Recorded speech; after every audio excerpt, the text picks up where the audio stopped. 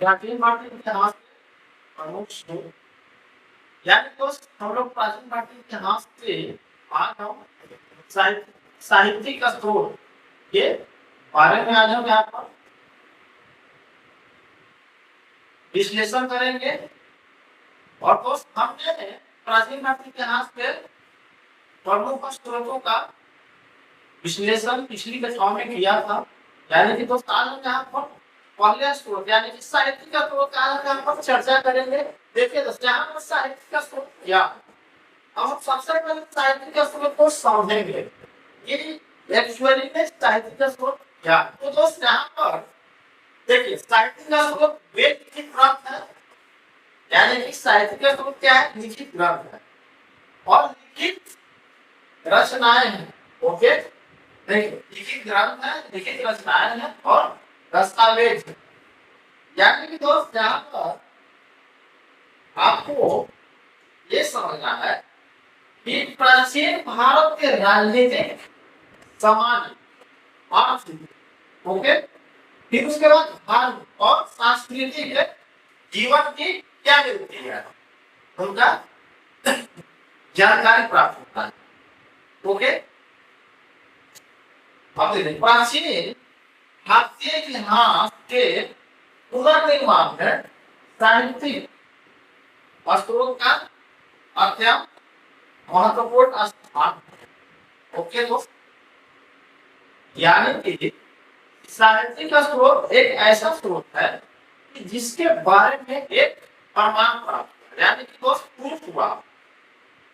अब देखिए दोस्त, आप एक मौखिक रूप से किसी बात को बोलते हो, लेकिन जब तक उसको आप प्रूफ नहीं करते हो, यानी कि लिखित रूप से जब तक आप उसे प्रूफ नहीं करते, जैसे हम लोग एग्जाम्पल के तौर पर लेते हैं कि जब तक हम लिखित दस्तावेज यानी कि लिखित रूप से हम जब तक किसी को अपने समकक्ष नहीं प्रस्तुत करेंगे, तब तक मौखिक रूप से उसका कोई वैल्यूएबल नहीं रहता। यानी कि दोस्त साहित्य का स्रोत क्या हुआ, एक पैमाना बन गया, यानी कि प्रूफ बन गया।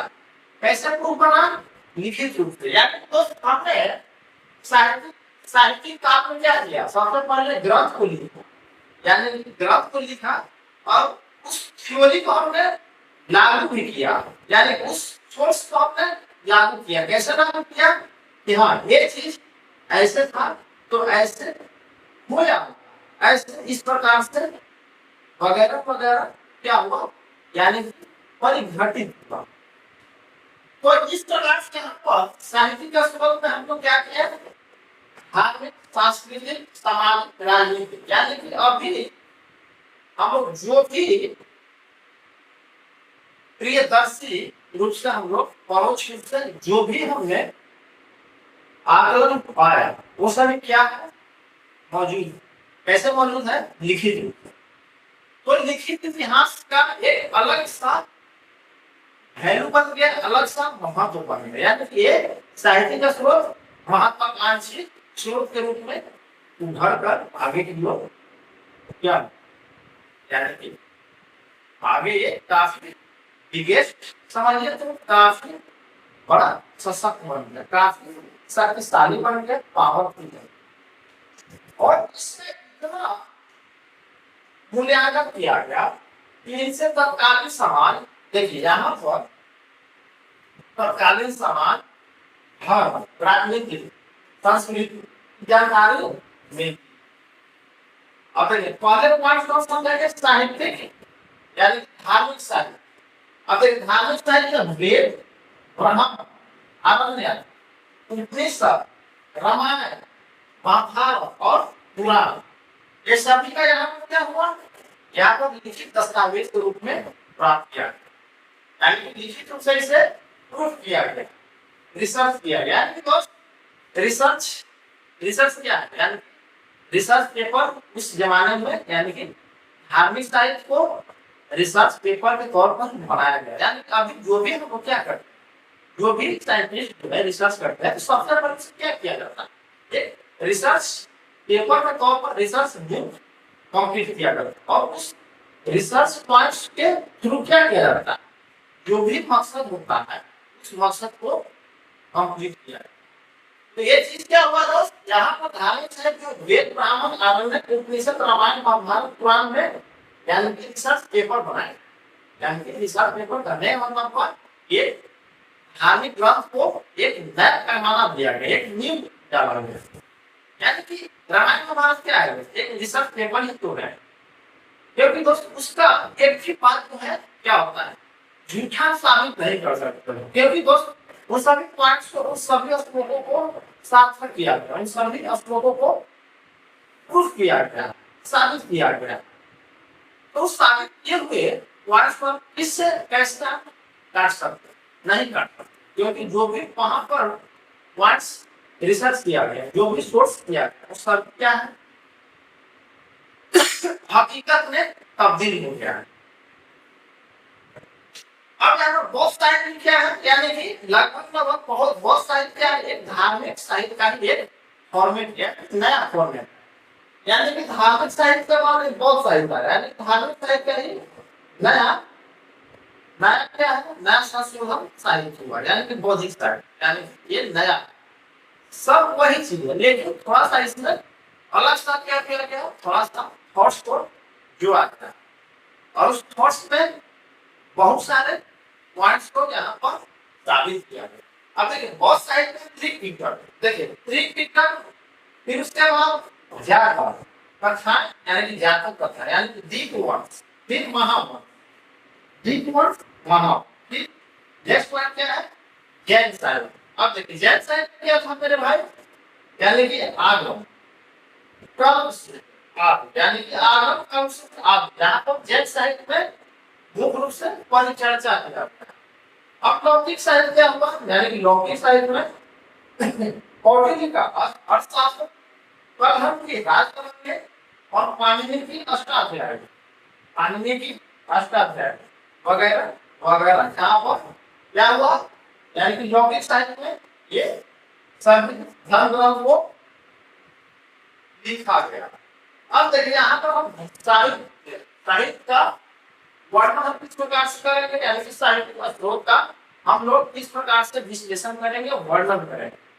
तो आप एक बात को भी समझ लीजिए कि साहित्य का स्रोत वेद लिखित ग्रंथ है, रचनाएं हैं, दस्तावेज है, जैसे हमें प्राचीन भारत के राजनीतिक, सामाजिक, आर्थिक, धार्मिक, आर्थिक और धार्मिक और सांस्कृतिक जीवन के क्या मिला, यानी कि एक नॉलेज, यानी कि एक नॉलेज के तौर पर, जानकारी के तौर पर ये बात को उजागर किया, प्राप्त किया गया। देखिए प्राचीन भारतीय इतिहास के पुनर्निर्माण में साहित्य स्रोत क्या अध्ययन थे, काफी ख्याल रखा गया।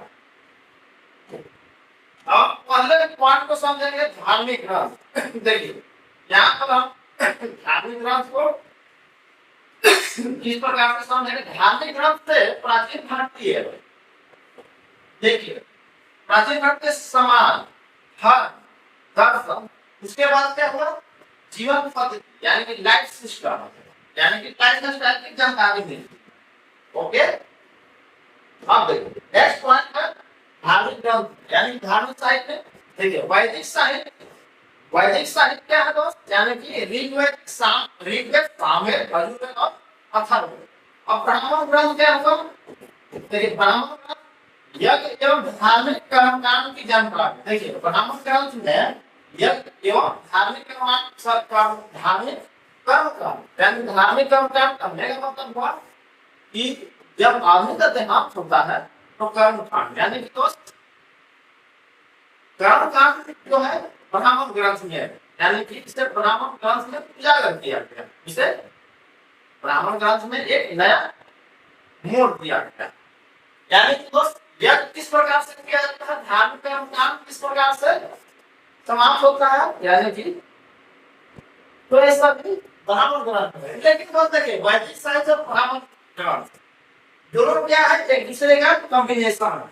क्योंकि दोस्त देखिए वेद जो है 4 वेद था, यानी कि ऋग्वेद, सामवेद, यजुर्वेद और अथर्ववेद, और इन सभी को क्या किया गया, यानी कि पुरोहित ब्राह्मण जो था उन्हें एक शोधन किया, और उस शोधन के फलस्वरूप यहाँ पर क्या मिला, यज्ञ एवं धातु कर्मकांड की जानकारी प्राप्त। देखिए आरण्यक और उपनिषद, देखिए आरण्यक आरण्यक आरण्यक और उपनिषद क्या है, यानी कि दर्शन, आत्मा, ब्रह्म और आध्यात्मिक विचार को यहाँ पर विश्लेषण किया। तो यहाँ पर दोस्त वैदिक साहित्य, ब्राह्मण ग्रंथ और आरण्यक और उपनिषद, ये सभी को यहाँ पर भली भांति प्रकट किया गया। तो ये रामायण और महाभारत की पूरी चर्चा करें। देखिए धार्मिक साहित्य पर रामायण और महाभारत क्या था, रामायण और महाभारत को भी हम अच्छे से समझेंगे। और देखिए यहाँ पर तत्कालीन सामाजिक, राजनीतिक और सांस्कृतिक, यानी कि सांस्कृतिक जीवन के अनेक संकेत मिलते हैं। यानी कि रामायण और महाभारत से सामाजिक, राजनीतिक, आर्थिक, सामाजिक, राजनीतिक, सांस्कृतिक जीवन क्या मिलती है, यानी कि संकेत मिलती है। किसका संकेत मिलता है, जीवन का। अब यहाँ पर पुराण क्या है, पुराण में क्या है दोस्त, यानी कि राजवंश, धार्मिक परंपरा और वंशावलियों की जानकारी यहाँ पर पुराण से मिलती है। अब देखिए बहुत सारे त्रिपिटक जातक कथा वो यहाँ पर विश्लेषण किया गया, इसमें किया गया है, यानी कि बहुत सारे। चलिए आगे हम जैन साहित्य समझेंगे। देखिए जैन साहित्य क्या है, तो जैन साहित्य जो है आगम ग्रंथ एवं अन्य जैन ग्रंथ, यानी कि आगम ग्रंथ है, अन्य जैन ग्रंथ, ये सभी क्या है जैन साहित्य में यहाँ पर विश्लेषण किया गया है। हम लौकिक साहित्य को समझेंगे।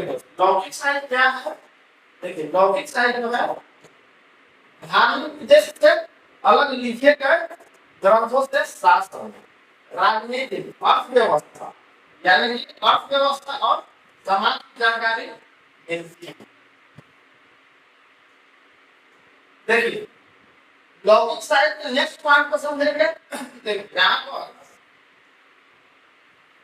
कौटिल्य का अवसर, कौटिल्य का अवसर क्या है भाई, यानी कि यहाँ पर शासन, प्रशासन, अर्थव्यवस्था, कर व्यवस्था और कूटनीति, यानी कि कूटनीति की महत्वपूर्ण जानकारी कौटिल्य के अर्थशास्त्र में मिलती है। यानी कि अर्थशास्त्र क्या था, एक राजनीति सिखाने का एक, अभी तो क्या है, अभी राजनीतिक शास्त्र जो है यानी कि पॉलिटिक्स, यानी कि पॉलिटिक्स विज्ञान, तो राजनीतिक विज्ञान के माध्यम से अभी क्या होता है, अभी भारतीय कानून को एक नया मोड़ दिया जाता है। तो ठीक उसी प्रकार से अर्थशास्त्र के माध्यम से, यानी कि कौटिल्य के अर्थशास्त्र, यानी कि अर्थशास्त्र देखने में लग रहा है कि वाणिज्य, लेकिन अर्थशास्त्र क्या करता था, यानी कि एक संविधान, यानी कि उस समय, यानी कि अभी के समय की बात नहीं हो रहा है, यानी कि प्राचीनतम काल में जब वो भी राजा महाराजा बनता था, तो वहां पर अर्थशास्त्र के माध्यम से क्या करता था, वो शासन, प्रशासन, अर्थव्यवस्था, कर व्यवस्था की महत्वपूर्ण जानकारी अर्थशास्त्र के माध्यम से उन्हें प्राप्त होती। किससे, यानी कि अर्थशास्त्र, यानी कि कौटिल्य के अनुसार। अब देखिए पाणिनि के अष्टाध्यायी क्या है, देखिए पाणिनि की अष्टाध्यायी भाषा के साथ साथ तत्कालीन समाज और राजनीतिक परिस्थितियों का संकेत मिलता था। ओके, अब कालिदास की रचना, यानी कि गुप्तकालीन समाज और संस्कृति को समझने में उपयोगी सिद्ध हुआ। यानी कि कालिदास की रचना देखिए अभी के समय की तरह, यानी अभी की तरह, यानी अभी हम लोग जिस तकनीक की दुनिया, यानी कि टेक्नोलॉजी की दुनिया में हम लोग काफी आराम पूर्वक रह रहे हैं, तो पहले के जमाने में क्या था, यानी कि यही सब धार्मिक साहित्य के तौर पर क्या होता था, उन सभी का अलग अलग समावेश किया गया, अलग अलग समावेश के माध्यम से उन्हें एक नया मोड़ दिया गया था। अभी तो टेक्नोलॉजी इतना बढ़ गया दोस्त, आप अपने घर से भी चाहेंगे तो आप किसी को कुछ भी कर सकते हैं। और उस समय इतना बड़ा व्यवस्था नहीं था, इतना बड़ा फैसिलिटी उस समय में नहीं। तो क्या फैसिलिटी था? यानी कि साहित्य, यानी कि लिखने की जो शैली था, लिखित यानी कि लिखने के माध्यम से, यानी कि लिखित रूप से राइटिंग अप्रोच की तरह वो अपने संदेशा को एक जगह से दूसरी जगह में आदान प्रदान करते थे। अब संगम साहित्य क्या है दोस्त? संगम साहित्य, देखिए संगम साहित्य में आपको क्या मिलेंगे? यानी कि दक्षिण भारत के प्रारंभिक समाज के आर्थिक और राजनीतिक जीवन की जानकारी मिलती है। चलिए आगे हम देखेंगे। अब आगे क्या दोस्त? यानी कि भारतीय यात्रियों का विवरण, यानी कि भारतीय, देखिए विदेशी यात्रियों का विवरण, सॉरी विदेशी यात्रियों का विवरण, यानी कि दोस्त भारत में आने वाले विदेशी लेखकों और यात्रिकों ने अपने अनुभव, देखिए भारतीय भारत में जो भी विदेशी यानी कि लेखक और यात्रियों ने अपने अनुभवों के आधार, या तो विदेशी क्या किया एक राइटर के तौर पर, यानी जब मेरे यहाँ आए तो उन्होंने सभी बातों को लिखना शुरू किया। लिखना कैसे शुरू किया? क्योंकि भारत जो था काफी काफी क्या था, काफी समझिए तो यहाँ पर अच्छे अच्छे दर्शनीय स्थान है।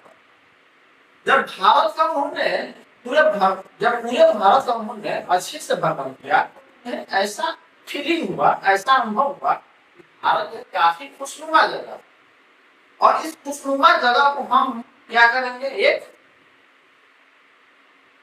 साहित्य के माध्यम, एक राइटर के माध्यम से हम क्या करेंगे? उन्हें कलेक्शन करेंगे। यानी कि जो भी हमने भारत को परिदृश्य किया, भारत को देखा अपने पहली नजरों से, उन सभी बातों को उन्होंने एक साहित्य के तौर पर लिखा।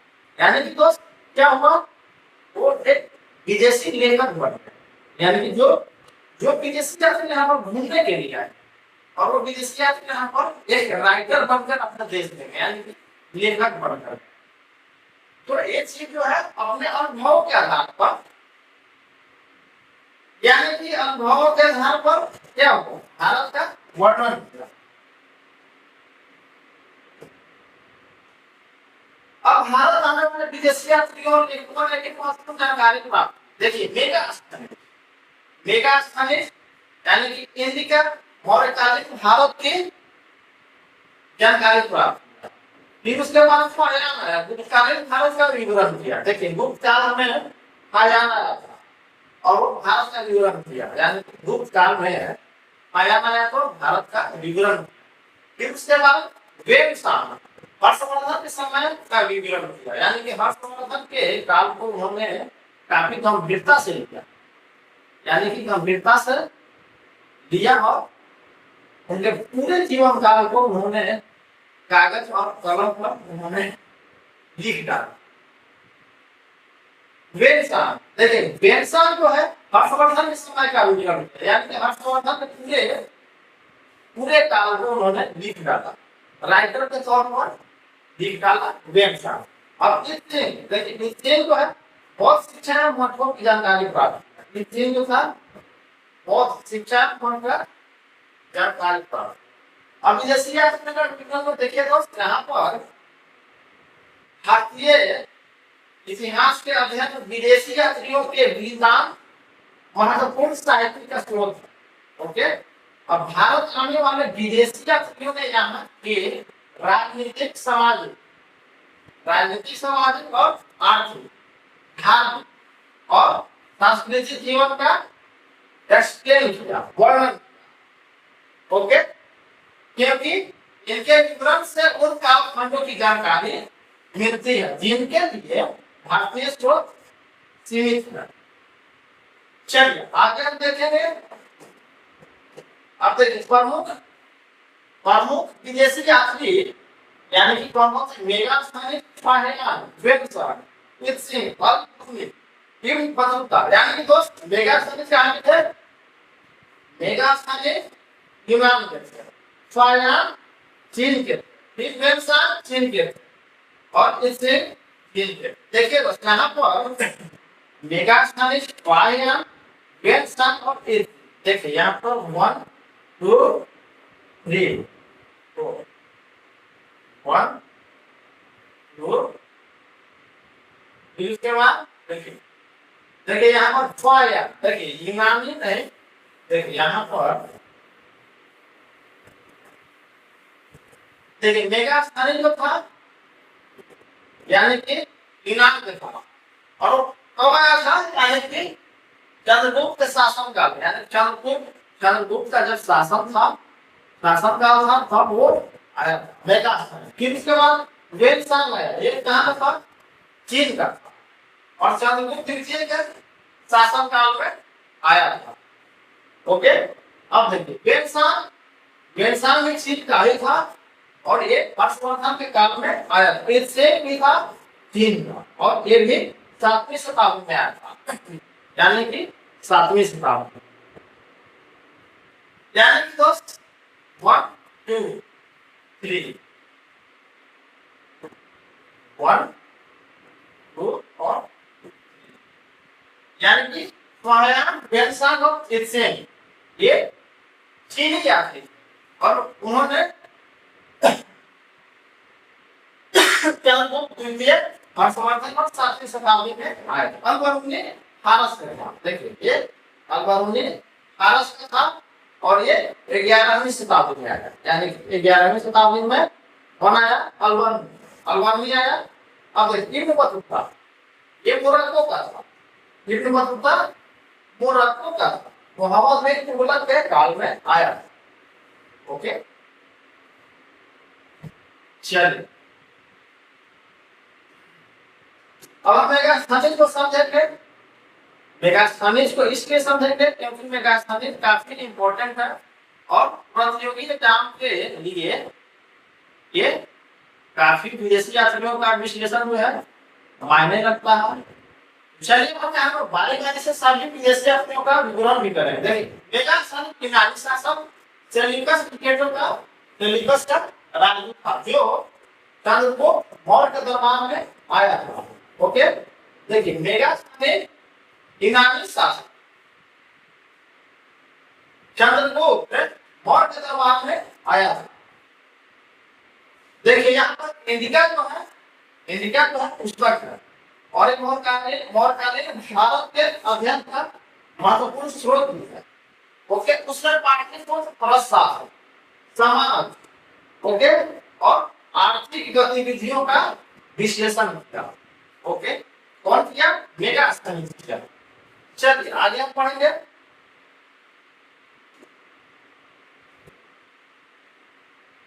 देखिए दोस्त यहाँ पर हम थोड़ा सा मेगास्थानिक को अच्छे से समझेंगे।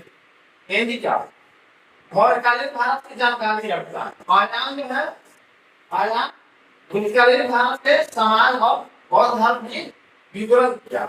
वेनसान हर्षवर्धन के समय के भारत की विस्तृत जानकारी यानी कि वर्णन किया। अकबर ने भारतीय समाज धर्म विज्ञान और संस्कृति का अध्ययन किया। चलिए हम नंबर सेकंड को समझते हैं। देखिए फायान जो है काफी महत्वपूर्ण है दोस्त। देखिए महत्वपूर्ण क्यों था? क्योंकि चीनी यात्री चंद्रगुप्त तृतीय के शासनकाल में भारत, लेकिन उसने मुख्यतः बौद्ध तीर्थ स्थल धार्मिक स्थिति और सामाजिक जीवन का विश्लेषण। अब चलिए आगे देखेंगे वेनसान। देखिए वेनसान क्या था? देखिए वेनसान जो है 7वीं शताब्दी में हर्षवर्धन के समय भारत आया। उसके परिणाम से हर्षकालीन प्रशासन धर्म शिक्षा तथा नालंदा विश्वविद्यालय के बारे में महत्वपूर्ण जानकारी मिला। ओके,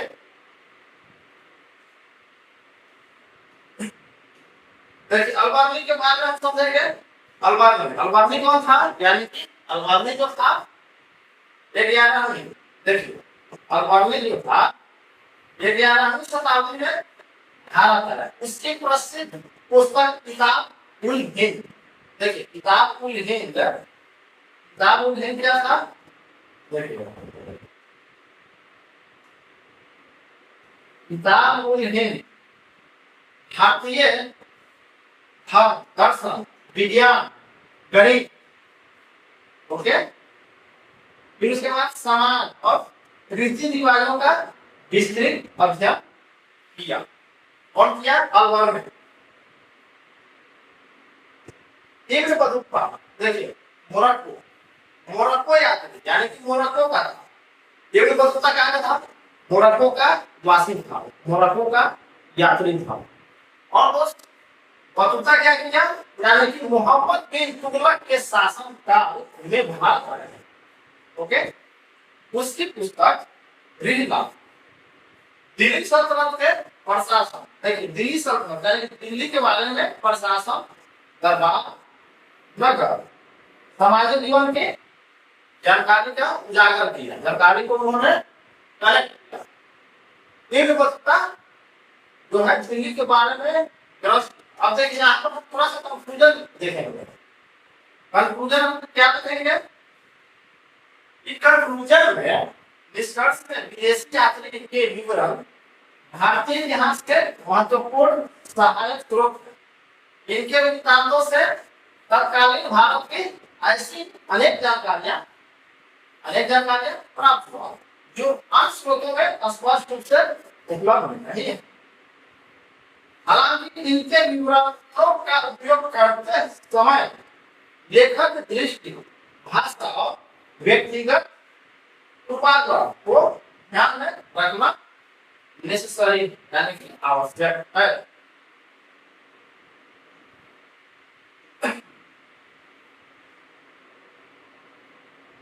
अब हम दोस्त यहाँ पर साहित्यिक स्रोत देखिए, यहाँ पर हम साहित्यिक स्रोत के देखिए साहित्यिक स्रोत के हम थोड़ा सा सीमाओं को हम समझेंगे, यानी कि लिमिटेशन को समझें। देखिए साहित्यिक स्रोत यानी साहित्यिक ग्रंथ में कई बार धार्मिक विश्वास, अतिशय, किंवदंतियां और लेखक का व्यक्तिगत दृष्टिकोण शामिल होता है। इसलिए इनके तथ्यों को पुष्टि पुरातात्विक एवं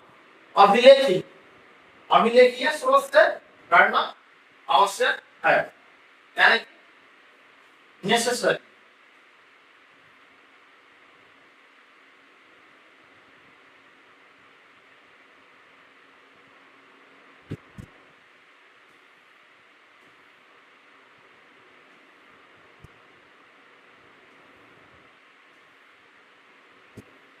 अब निष्कर्ष पर पहुंचेंगे, यानी कि साहित्यिक स्रोत के निष्कर्ष। देखिए साहित्यिक स्रोत का निष्कर्ष क्या हुआ कि यहाँ पर साहित्यिक स्रोत प्राचीन भारत के इतिहास को समझने का यानी कि महत्वपूर्ण साधन यानी कि रिसोर्सेस है। अब धार्मिक ग्रंथ के साथ साथ लौकिक साहित्य और देखिए विदेशी यात्रियों के विवरण को मिलाकर देखने से प्राचीन भारतीय इतिहास की अधिक विश्वसनीय तस्वीर सामने आती है। ओके, तो दोस्त अब हमें आप लोग क्या करेंगे, यानी कि अब हम इस क्लास को यहीं पर समाप्त करेंगे और हम जब नेक्स्ट क्लास में आएंगे तो एक बेहतरीन कंटेंट के साथ, एक बेहतरीन वीडियोज के साथ पुनः दोबारा वापसी करेंगे। Good morning.